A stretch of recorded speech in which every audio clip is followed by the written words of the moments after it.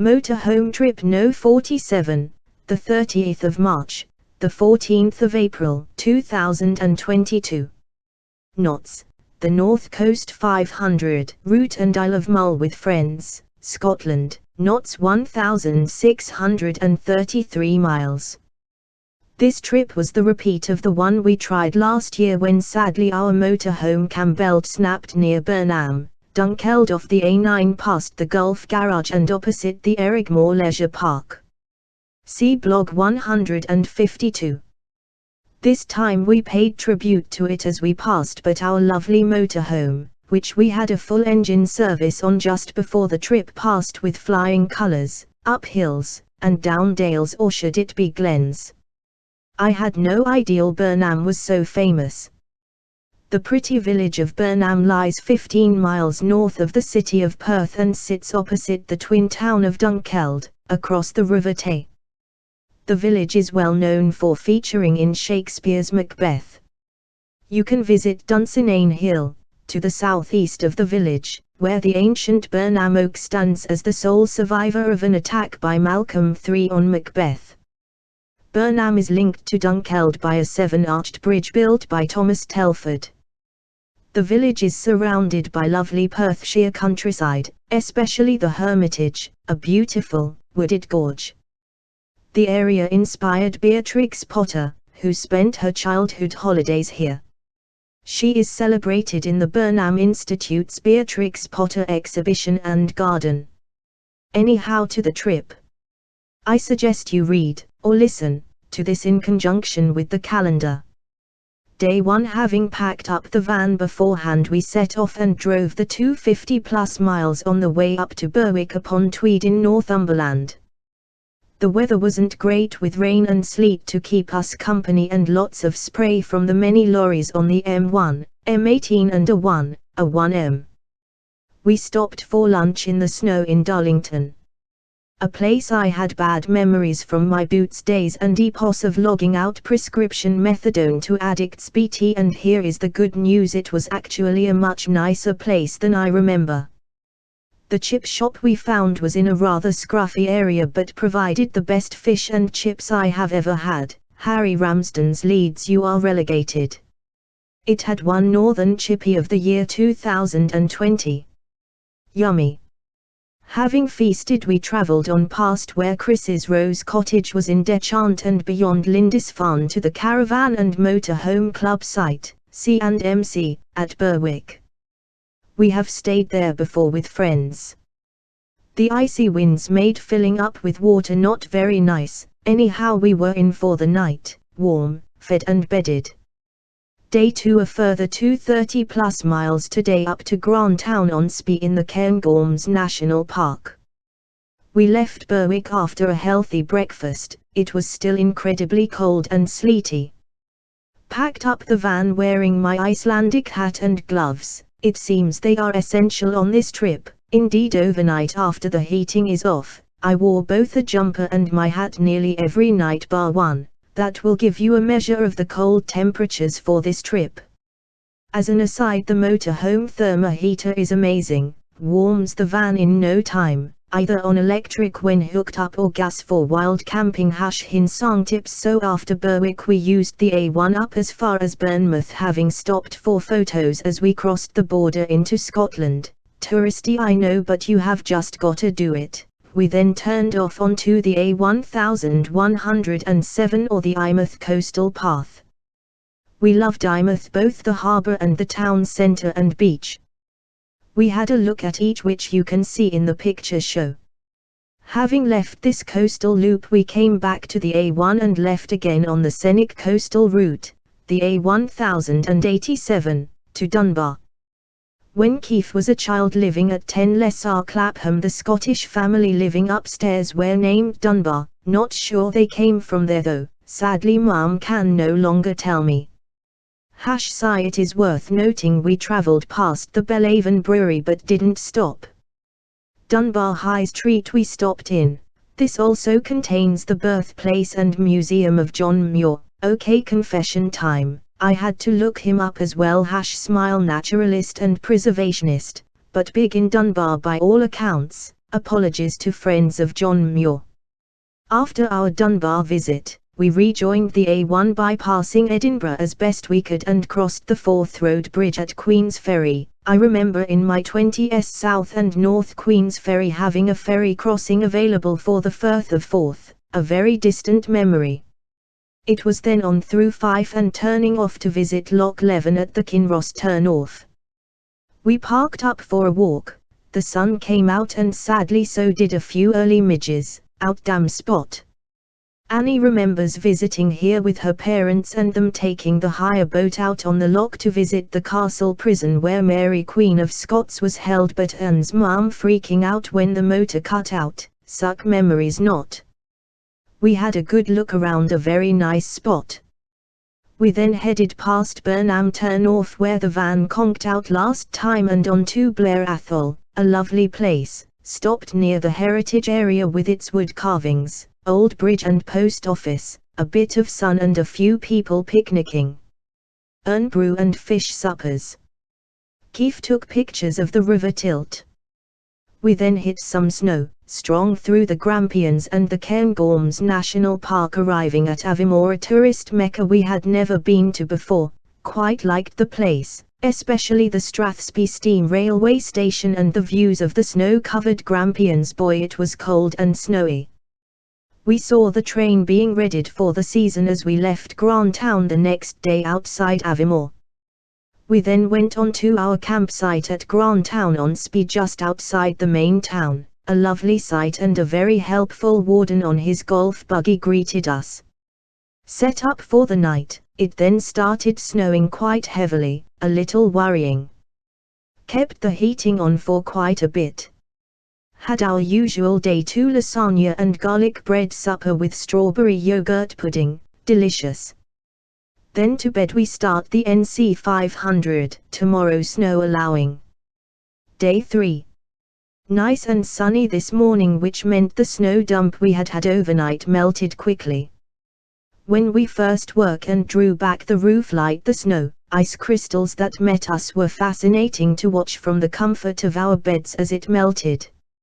After breakfast we parked up in Grantown on Spey near the Kilt shop and walked from one end of town to the other.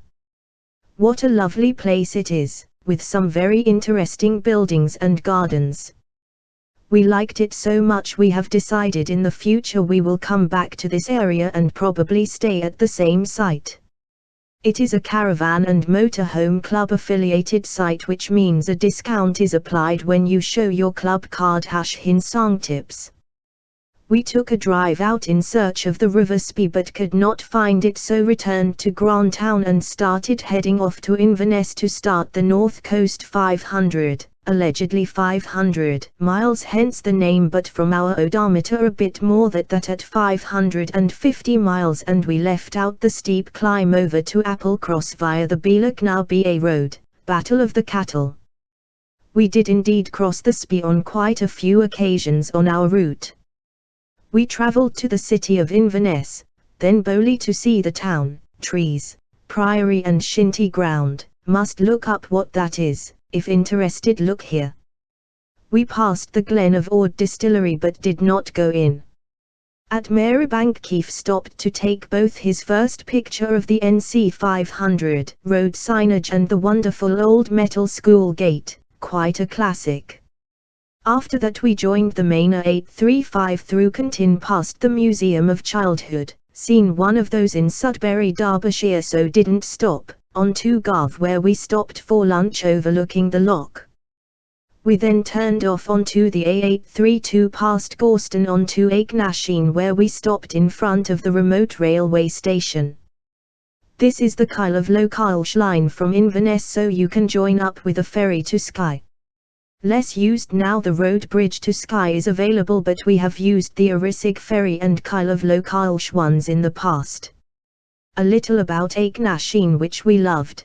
The air was so fresh, the views fantastic, and the oak moss on all the trees reflected the clear air.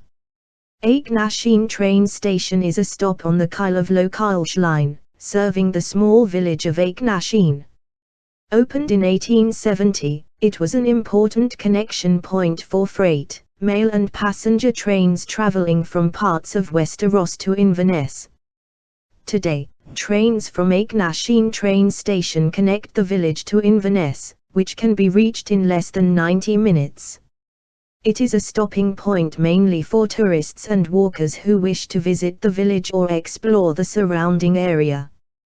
The original Akenasheen Hotel, built soon after the station, burned down in 1994, but accommodation for visitors can be found at the Legowan Lodge Hotel, which is located half a mile from the station. 4 trains from each direction stop here daily on weekdays and Saturdays. Sundays have 1 train all year round and 2 during the summer. The 2 platforms at Akenasheen station are connected by a footbridge and both have small shelters and seats. After Akenasheen we travelled through Glen Carron and on the Westeros coastal route past Loch Carron, a lovely village, very touristy, where we stopped, and then again on the wonderful Loch Kishorn, a sea loch for many a photo opportunity. Just past Arderrock with sleet, snow and mist in full swing we came to the start of the Bealach road, which said no motorhome. It's possibly the steepest road in the UK. Annie convinced Keef, quite rightly, that we shouldn't do it. Friends have since told us it's scary enough in a car, let alone a motorhome in snow, so a good call. Keef however would love to do it one day in a car, maybe in better weather, and get across the steep hills up and down to Applecross. Anyhow, we took the much flatter single-track road across to Shieldaig through the forest. We had forget that the Torridon Hotel, lauded by Susan Carman, and Giles and Monica, was at Shieldaig. We knew we were on the lookout for this plush hotel on the NC 500, Keef promising Annie via a second mortgage to buy her a high tea there. Sadly it didn't happen, maybe another time. After Shieldaig it was through the Glen Torridon on to Kinlochshu and the fab Loch Mary, which seems endless as a freshwater loch in an area of so many sea lochs. The weather was finally beginning to clear a little, making the views even more spectacular. We then went on past Victoria Falls, arriving at Gairloch Harbour, now sadly in the rain and sleet. We stopped momentarily, knowing we would return tomorrow. As it was now getting late, we went out along the coast road to Outsuns Resort campsite at Big Sands for the night. Not the greatest site facilities-wise, but the sand dunes and views were to die for. Day 4 am, nice bright but cold morning, not that we knew it at the time, but potentially the best weather of the holiday, maybe bar the last day on the way back at Bolton Abbey in the North York Moors. Anyhow, after breakfast we drove back into Gairloch, filled with diesel, and Keef bought a Route 500 road sign. Why not, you may ask? Not the tourist tat that Susan Carman is so keen on, however, in my defense, ha. We parked up in the Estate Walks car park, had a look at the River Kerry from the old bridge, and then crossed back over the main road to the old fishing harbour, which we walked all the way along via the fabulously named Situ Terry, with lovely spring bulbs. Keef went to the end of the pier talking to a few deep-sea fishermen en route. Mostly lobster and mussels was their catch. We called in at the little harbourside shop to buy a few things on the way back to the motorhome. We absolutely love Gairloch, what a special place.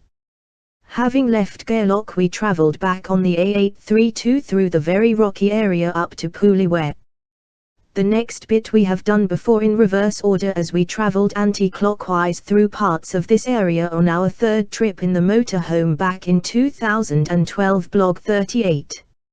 So, we drove past Inveru Gardens, which wasn't open anyhow, and stopped once again at the WW1 lookout over Loch U. In the current climes we bypassed the Russian Arctic Convoy Museum. We would have done anyhow, way too boring. Tee. It was then past Little Sea Loch Broom and then stopping at Ullapool for lunch. We love Ullapool and all of Sutherland, but the huge Viking Venus cruise liner was in the port harbour ferrying lots of American tourists off the ship into port, so with walking tours led by old men in kilts it was a little too busy for us, so we moved on into the somewhat more remote and relaxing Assynt. Stopping off at the old Audiobook castle, Annie stayed in the van after reading the tourist info boards, but KeefH walked along the short path to the old 1490 castle, the home of the MacLeods of Assynt. The area also had a fascinating Calder Manor House c. 1730 ruin with information stating it belonged to the Mackenzies of Assynt.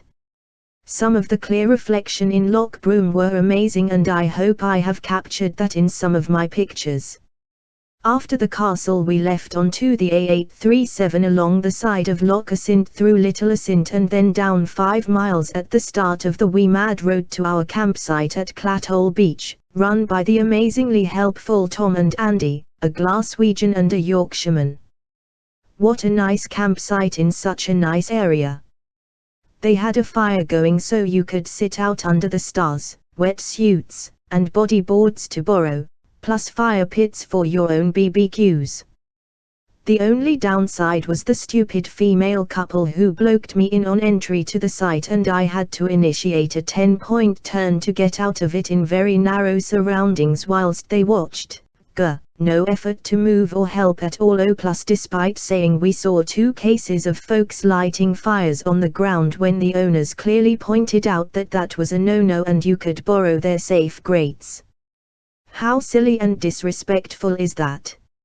In the eve we took a long walk down and along the beach via the boardwalks as the sun was beginning to set, just magical. Day 5, not the greatest weather today. Packed up and left the Clathole Beach site early, which was a very sensible move considering the challenges of the Wee Mad Road. I saw a 30-foot-long trailer pulling a caravan combo, which in my humble opinion was nuts. Luckily, he went in the opposite direction and did the 5 miles back, so no obstacle for us. I also did not know it was a book by Jack and Barbara Maloney. Here is a simple synopsis of that book which says more than I could. Lovesick sheep, rumors of war, storms at sea, whiskey galore, a midlife escape from an empty nest in America to start afresh in the wilds of Scotland. When their children grow up and leave home, authors Jack and Barbara Maloney sell their house in a Midwest suburb and run off to the Highlands. Following a 1-lane track called the Wee Mad Road, they discover an isolated remnant of traditional Gaelic culture, peopled by characters as unique and memorable as the surrounding mountains. The Maloneys settle into an old stone cottage and spend 2 years in repeated collisions with quaint Highland ways. Entries from Barbara's diary detail the realities of village life, while Jack recounts tales of poachers, crofters, and lairds in one of mainland Britain's most scenic and isolated corners.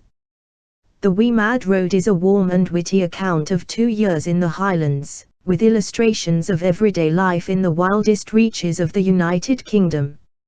It's a how-to book for anyone who dreams of escaping the doldrums of suburban midlife and starting over. We were looking for somewhere to get milk along the road. We stopped at the Drumbeg viewpoint overlooking Edrachilis Bay, where we met a white-haired ex-hippie who was also doing the same route as us. Indeed, we saw him often on our travels, next popping up at Sango Sands in Dunnes. We exchanged witticisms about how we were only doing the NC 500 to find a rubbish bin. There were none at Clathole Beach site where we had both been the night before. We thought we would walk to the shop in Drumbeg, but the wind was so overpowering we got back in the van and drove there, only to find it was shut anyhow as it was Sunday. No worries, we carried on round the very twisty, steeply inclined, both directions, road. Its name is not without cause, but we loved it. The remoteness and views are what the NC 500 is all about in our humble opinion. Back on the main road A837 at Unapool we were able to make a little more progress. We stopped at the only open shop in Scourie to get milk.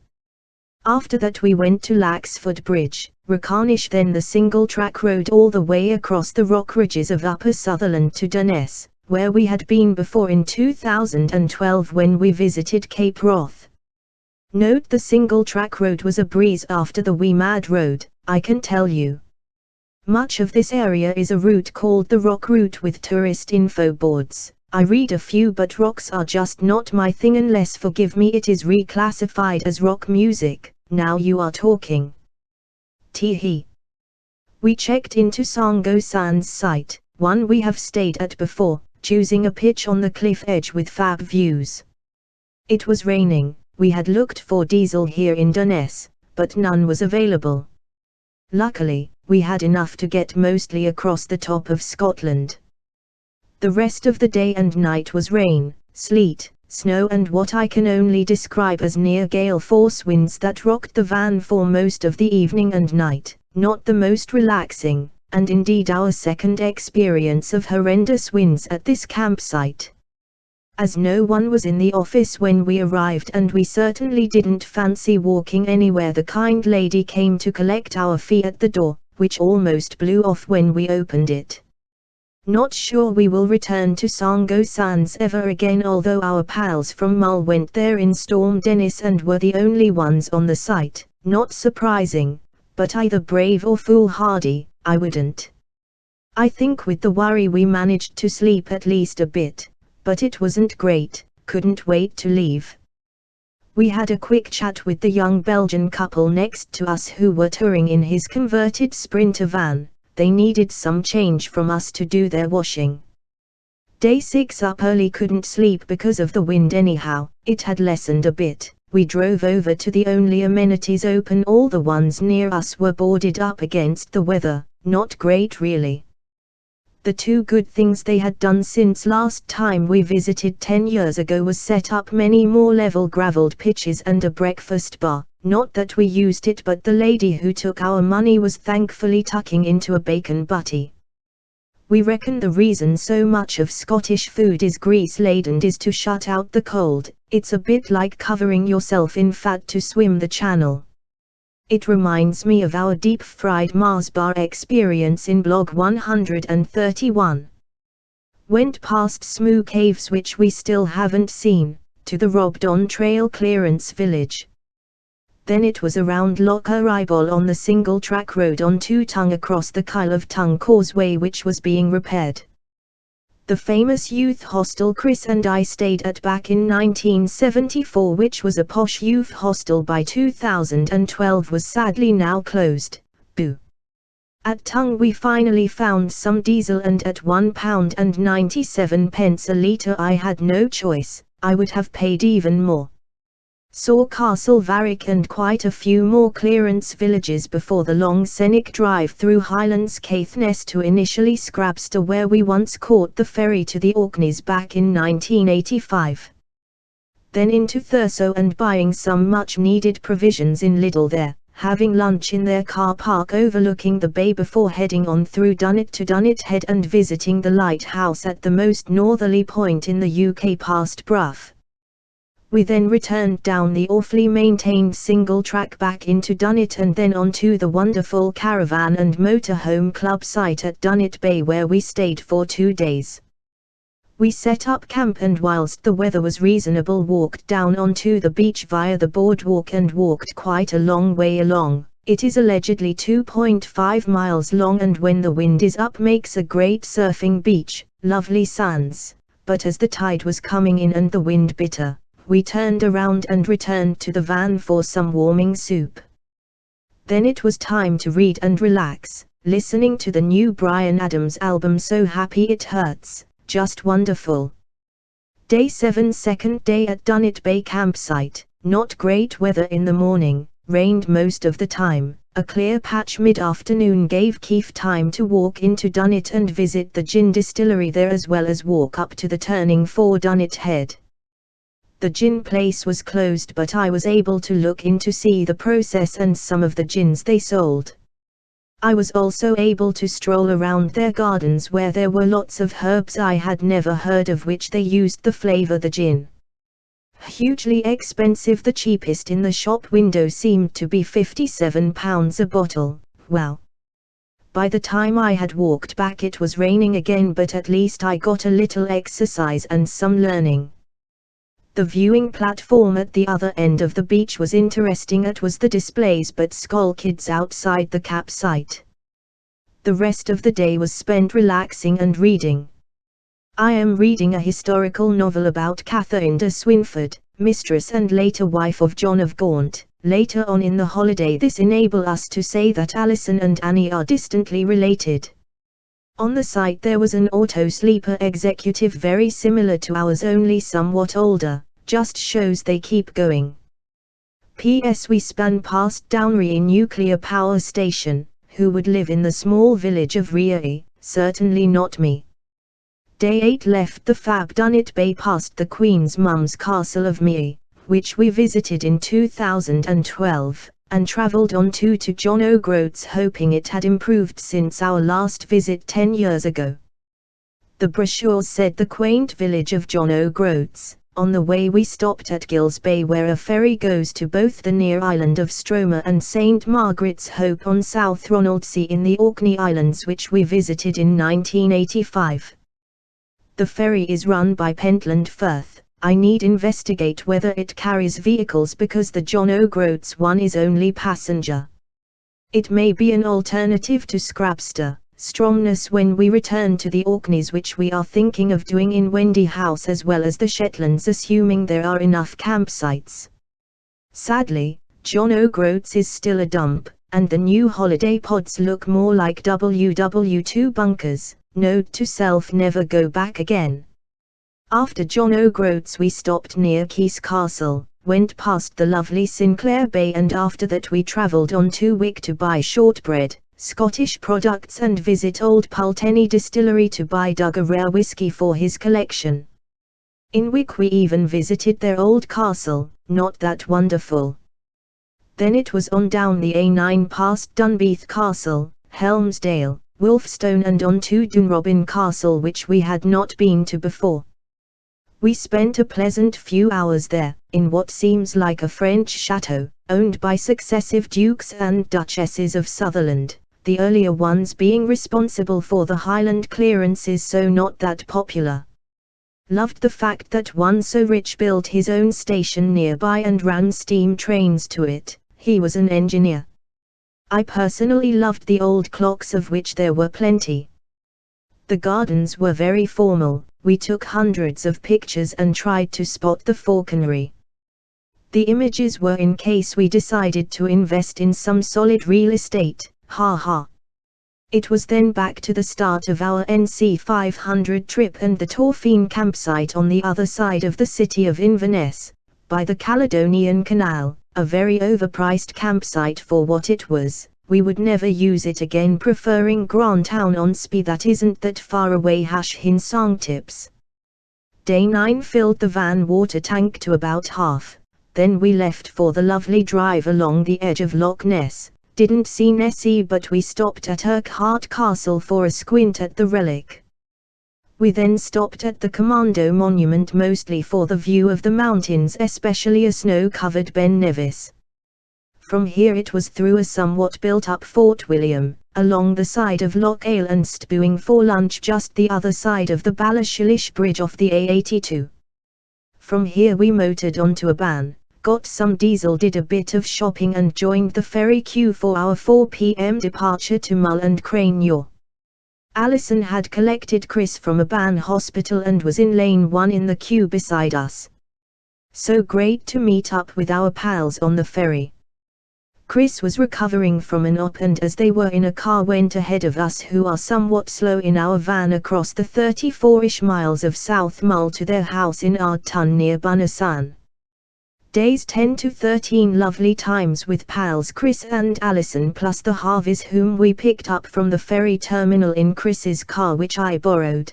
Besides friends time, escape room games, great food, chat, music, walk to Bunnasan, sheep feeding, car practice to Fionft, seeing Iona at a distance. Annie and I first went there and to Mull in August 1976 before we were married. Walks on Uiscan Beach, sitting on Peter Morris's chair. Walk to Ardailanish Beach across the river and dunes, near the Weavers we went to before. Annie visiting Monica from NZ with Alison. Venison and oh so many wonderful meals. They sure did look after us. Just a great time spent, we pals, so loved it. Day 14 up early, washed, packed and ready for the long drive back to Cranyor to catch the ferry back to Aban. From there we drove via Inverary, rest and be thankful, Loch Lomond, fish and chip lunch in Dumbarton with its strange castle /prison riverside, the Erskine Bridge and mass traffic around the outskirts of Glasgow back to the Strathclyde Country Park Caravan and Motorhome Club site we have stayed at often, a great stopping off point. Day 15 back across the border into England today, leaving Glasgow via the M74 right next door to the campsite. How convenient. Right down as far as the North York Moors, pulling off the motorway past Dales through Hawes, we stopped for lunch and a bit of shopping in Skipton, quite a busy place especially as the market was on. Then it was on to Bolton Abbey via Bolton Bridge, through the low arch next to the Duke and Duchess of Devonshire plush estate and into Stridwoods and the Caravan and Motorhome Club site named Bolton Abbey, used to be Stridwoods. Greeted by our pals Yvonne and Lawrence, who are sole wardens there, had a fab evening meal and time with them catching up. We will see them again soon. Day 16 said our goodbyes and headed back through Harrogate, Wetherby, a 1am to home and unpacking the van. A truly lovely holiday doing the NC 500 and seeing friends. We both loved every moment of it.